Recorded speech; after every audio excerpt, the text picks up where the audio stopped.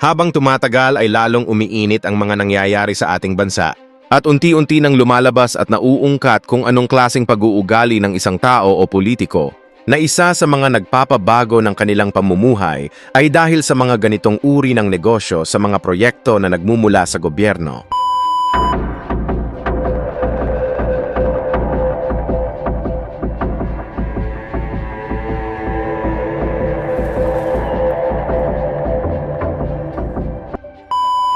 Kung nakikilala nyo ang mag-asawang ito na isa sa mga contractor sa flood control project, na noon pa man ay nai-issue na sila sa ganitong uri ng problema pagdating sa proyekto ng gobyerno, dito ay ipinakikita nila kung gaano binago ang buhay nila sa ganitong uri ng negosyo ay dahil sa pagiging contractor ng mga politiko sa ating gobyerno. Kung inyong mapapansin, ipinakikita nila kung gaano sila kayaman. Sa mga sasakyan pa lang na inyong makikita ay tila ba isang parking ng mall sa dami nito, na hindi naman lahat ay nagagamit ito dahil sa isang sasakyan pa lang ay sapat na ang buong pamilya nila.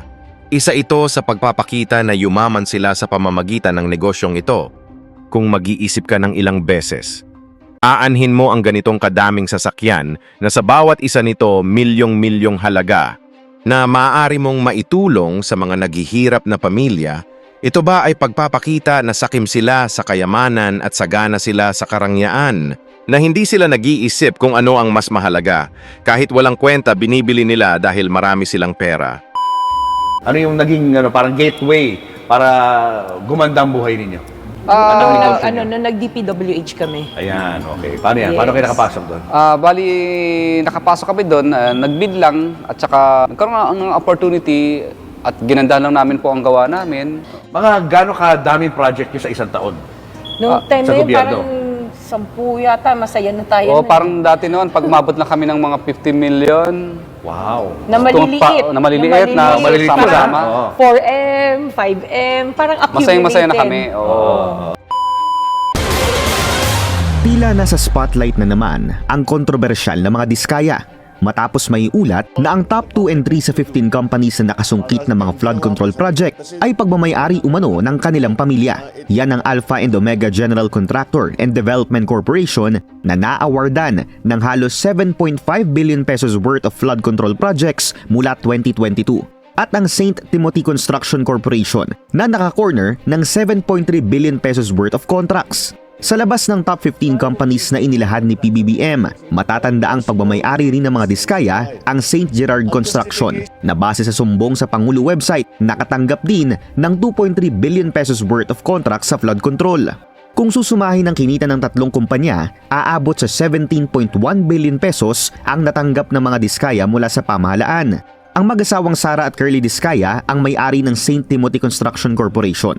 Lumaban at natalo si Sara sa pagkaalkalde ng Pasig nitong nakaraang midterm elections. Post sa social media ng dating kalaban sa pwesto ng mga Diskaya na si Pasig City Mayor Vico Soto, tila hindi lang tatlo ang kumpanyang hawak ng mga Diskaya.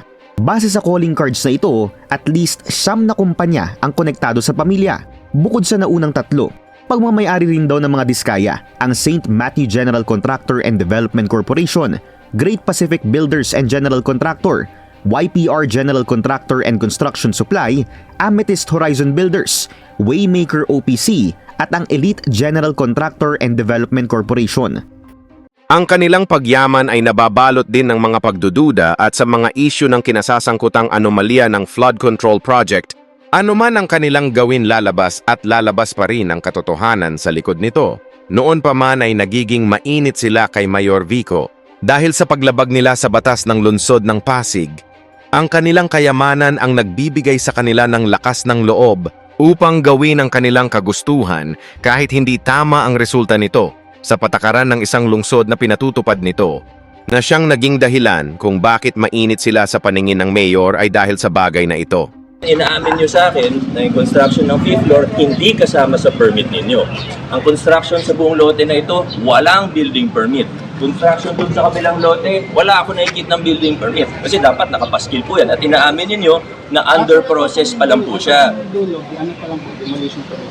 Demolition permit. Pero ito, construction, di naman demolition lang yan. Illegal yung ginagawa ninyo. Kung legal kayo, walang problema. Kaso illegal yung ginagawa ninyo. criminal offense ang ginagawa ninyo. Kaya may problema tayo. Naintindihan po ninyo, engineer. Makakarating po ba sa owner natin? Oo, wala nang problema eh. Kaso gumagawa kayo ng illegal. At hindi ko talaga maunawaan kasi bilang quadruple A contractor, bakit naman sa madaling i-comply, hindi nyo pa i-comply? Hindi ko maintindihan talaga. Ano kaya ang dahilan? Nasanay lang talaga na gano'n? Hindi naman po. Oh. Siyempre yung mga revisions po sa plano. Revision ng plano, wala pa nga nauuna yung construction nyo sa application eh. Wala naman excuse. Papagawa ako ng 4-story building. Kukuha ako ng permit, 4 stories. Okay naman. Tapos i-construct ko 5-6 floors. Ano yun? Kaya sumunod tayo sa batas. Lalo na ang malalaki dapat sumusunod sa batas. Ang excuse eh. Hindi naman mahirap. Negosyo nyo yan eh. Buti kung iba yung negosyo ninyo. Maintindihan ko ba? Baka hindi kabisado. Paano hindi nyo kabisado? Quadruple A contractor kayo. Tapos, gagamitin nyo sa politika. Sasabihin nyo, hinaharas. Hindi. Sumunod tayo sa batas. Kahit kaibigan ko pa yan, kahit sarili ko pang pamilya yan, pag hindi sumusunod, kailangan mag-comply.